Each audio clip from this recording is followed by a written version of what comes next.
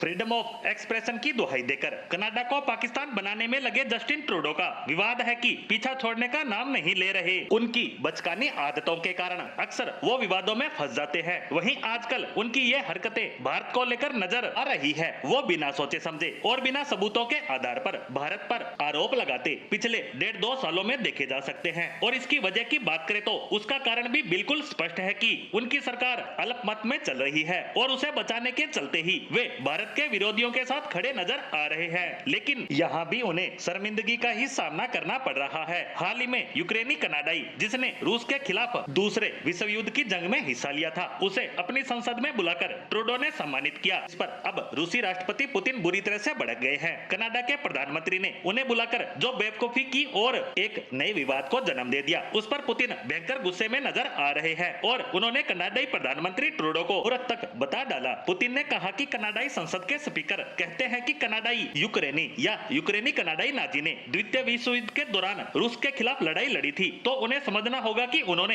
Hitler की तरफ से इस लड़ाई को लड़ा था, अपनी मातृभूमि कनाडा की तरफ से नहीं। रूसी राष्ट्रपति ने कहा कि मैं किसी भी तरह से कनाडा के लोगों की भावनाओं को ठेस नहीं पहुंचाना चाहता। सब कुछ के बावजूद हम कनाडा के साथ सम्मान से पेश आते हैं। खासकर वहाँ के लोग अगर यह नहीं जानते कि द्वितीय विश्व युद्ध के दौरान हिटलर ने रूसियों के खिलाफ लड़ाई लड़ी थी, तो वे मूर्ख हैं। हालांकि ये इकलौता मामला नहीं है जब ट्रूडो विवादों में गिरे हैं। ट्रूडो कभी व्यक्ति के रंग पर टिप्पणी करने के कारण विवादों में रहे, तो कभी टंकी के साथ फैमिली फोटो क्लिक कराने के कारण एक मामले में तो उन्हें माफी तक मांगनी पड़ गई थी। वहीं ऐसे में ट्रूडो के इस कदम से किसी को हैरानी नहीं हो रही है, क्योंकि पुतिन तो खुद मानते हैं कि जस्टिन ट्रूडो बिना सोचे समझे कुछ भी बोल जाते हैं। बता दें कि नाजी सैनिक को संसद में सम्मानित करने पर ट्रूडो की कई देशों ने आलोचना की थी। उसके बाद कनाडा के स्पीकर को इस्तीफा तक देना पड़ गया था। इसी पर पुतिन ने कहा है कि वह मूर्ख है और इसका मतलब ये निकलता है कि वे कभी स्कूल गए ही नहीं है। वहीं इसी दौरान पुतिन ने भारत की भी तारीफ की। पुतिन ने भारत की संप्रभु नीति की तारीफ की। पुतिन ने भारत की G20 की अध्यक्षता को सफल बताया। उन्होंने कहा,